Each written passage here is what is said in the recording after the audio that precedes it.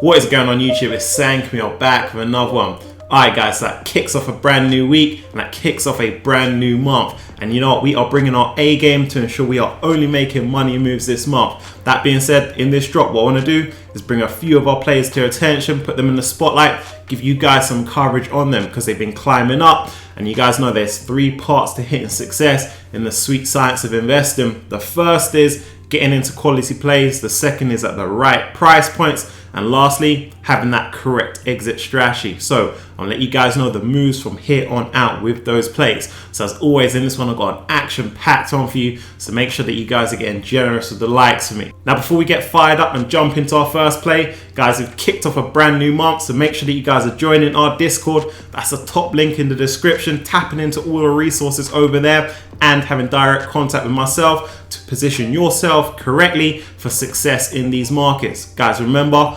knowledge is wealth. That being said, let's jump into our first one. So we're going to warm up with this one. That's ticker symbol TSLA, none other than Tesla. I'm going to give you guys some coverage on this one. It's a good place to start, given we've got a heavy hitting week of earnings this week for the plays. And this one just serves as a reminder that you guys want to absorb a degree of volatility over earnings season with the plays. Because take a Tesla, on earnings day, that stock price movement was soft. It only got moving a couple of days after earnings, okay? Often earnings will give you an insight into where the plays are going if they don't move on the day. Now I suspect this one's been on the move today because of a bit of a sympathy from the China EV plays, like a NIO, like a Li Auto, that we have our positions in that have been on the move today. Birds of the same feather flock together. Now if we check that stock price, this one's made a 3-month high today. But if we just zoom out, look at the bigger picture, we're still in that consolidation channel that it's been in since the correction we saw at the beginning of the year. So I know a lot of you guys are wondering what's the move with Tesla now. Well, let me break it down for you guys. We know that Tesla's earnings were good and they've been able to navigate the supply chain issues that shouldn't be taken lightly, and I suspect they'll be able to do the same over the next couple of quarters. So Tesla's next couple of earnings will be good, not exceptional. Now also got to remember, we're still in the inflation environment and that will come back into the scene in the market. Also, the virus cases will shake up the market over the next couple of weeks. All of that being said, I don't expect Tesla to make a clean breakthrough and move to higher highs. I expect them to continue consolidating over the next couple of quarters because they're just being held down by the constraints and the shortcomings, the headwinds in the market. So that being said, guys, the move is, if you see Tesla in the mid 7s, get up to the 730, the 740 mark, it's a good opportunity for you guys to lock in a bit of profit. We're still going to keep the majority of our position long on the play. So for guidance, you can lock in 10%, but keep the 90% long term of the play because there's a lot of future potential. But just gives you guys the opportunity, if you're up on the money like I am, 20% or more this year alone, gives you guys the opportunity to net some great returns. And you can then just rotate that back into another play that's on the low, or put this on back in when this one cools off, when the foot comes off the accelerator and you see this one come down a couple of notches, 10%, 12%, getting at that price point and just ride the wave back up. That's what we call portfolio management. So I'm ensuring that you guys get into quality plays at the right price points and ensuring that you guys have the exit strategies so you can continue hitting success in these markets. Let's run the next one. Alright guys, we're going to heat things up with this one. That's ticker symbol SQ, that's Square. This is a play you guys up phenomenal numbers now since we last picked this one up at $200, now standing $272.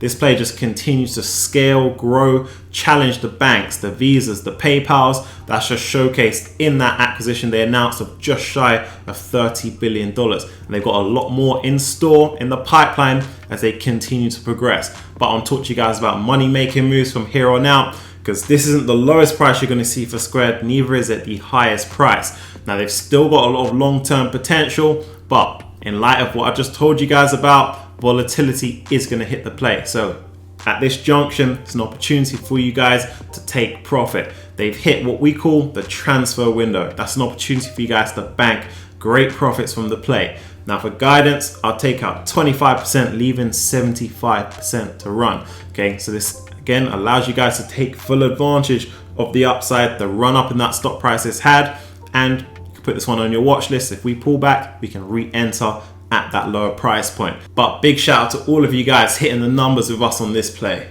Now you guys know I couldn't let you go without dropping a money-making opportunity for you to kick off the week. We've got ticker symbol BGFE, that's Big 5 Sporting Goods. This one's already on your radar, but I want to bring them to attention because they've got their earnings landing after markets close on Tuesday, and I'm expecting a push up because we've seen that stock price cool off from the mid-30s down to where they're at, the low 20s. No fault of their own, the business is still firing on all cylinders. This is an opportunity for you to take full advantage of a major theme I've been telling you about. That's consumers still have high spending power and they're taking full advantage of the reopening. So I'm expecting all of their verticals to be doing well, from fishing to camping to outdoor apparel, leading to some good numbers come Tuesday.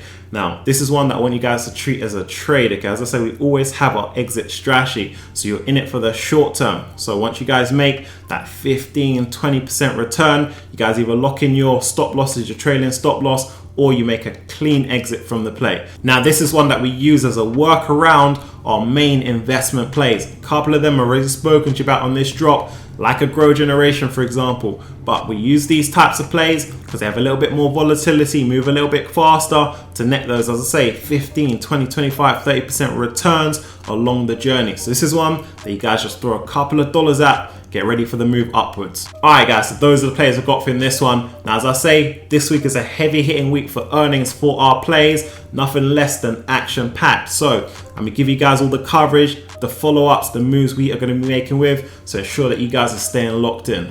So if you've been rocking with the channel, you know what time it is. Which type of plays are most resilient in the case of an all sector market crash? Is it plays like Wells Fargo or Microsoft or others that will be most effective and recover the fastest? Or do we need to look for plays with an even lower EPS? So in the case of an all sector market crash, these plays would come down. The ones that we're showing more resilience would be plays that are less focused on discretionary, more on necessity, like discount retailers, for example, like fast food chains. They'll be more resilient in the case of an all sector market crash. But I'm gonna let you guys know, you don't need to start adjusting your portfolios and adding these slower moving defensive plays right now, because the way the market is positioned with tons of plays coming out beating earnings, there's a statistic saying 88-89% of the S&P 500 plays are beating earnings both on the top and bottom line.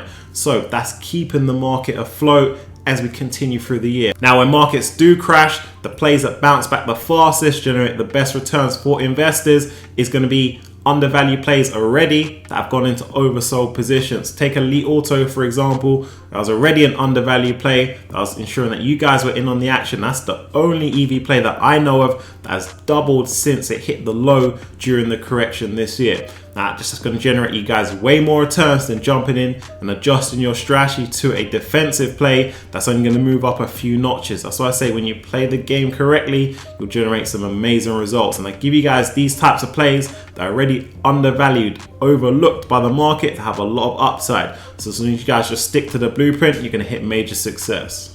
Alright guys, that wraps up for this. And if you've got any questions for me, drop them down below and I get back to you. I want to say I appreciate you. On your way out, light up that comment section for me. If you're new, join the movement, and I'll catch you on the next one.